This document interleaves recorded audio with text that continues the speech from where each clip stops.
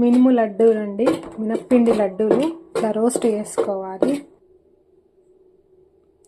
ఇలా నెయ్యి వేసుకుంటూ రోస్ట్ చేసుకోవాలి సన్నని మంట పైన.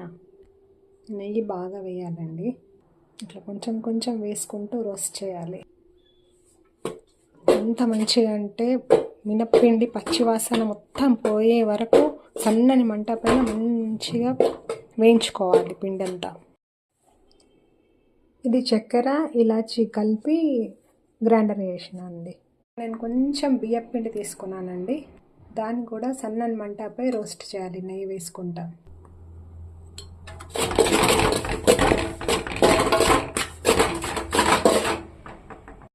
ఆ తర్వాత రెండు కలిపేసి మంచిగా రోస్ట్ చేయాలి. చూసారా, ఇలా లేత గోధుమ కలర్ వచ్చే వరకు. మనకు తీపికి సరిపడా చక్కెర ఇలాచీల పొడి మనం చేసుకున్నాం కదా, అది కలుపుకోవాలి. ఇలా చాలా చక్కగా పిండి చక్కెర ఇలాచీ పొడి మనం గ్రైండర్ చేసుకున్నాం కదా, కలుపుకోవాలి మంచిగా.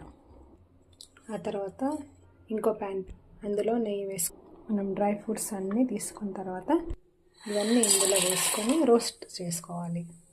ఇలా కొంచెం రంగు మారంగానే స్టవ్ ఆఫ్ చేసుకోవాలి. రోస్ట్ చేసుకున్న డ్రై ఫ్రూట్స్ అన్నీ వేసుకోవాలి. ఇది డీగ్ తెలుసు కదండి.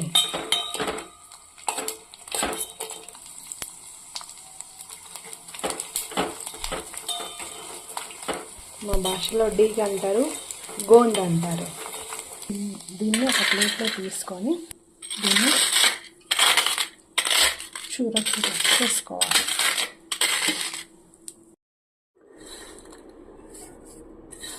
ఇవన్నీ ఇప్పుడు రోస్ట్ చేసినాం కదా, ఇట్లా మ్యాష్ చేసుకొని దీంట్లో వేసుకోవాలి. గోంద్ అంటారు దీన్ని. ఇదంతా మంచిగా కలుపుకోవాలి. డ్రై ఫ్రూట్స్, ఈ షుగరు, చక్కెర, కొంచెం నెయ్యి వేసి మంచిగా ఫస్ట్ కలుపుకోవాలి. ఇదంతా ఇలా రౌండ్ రౌండ్గా చేసి పెట్టుకోవాలి. చూడండి ఎంత సూపర్ ఉన్నాయో. చూడండి మినప లడ్డు ఎంత సూపర్ ఉన్నాయో. మీరు కూడా తినండి. సాఫ్ట్, హెల్త్కి ఆరోగ్యానికి చాలా మంచిది. నడుముకు కూడా బాగా మంచిది. సూపర్.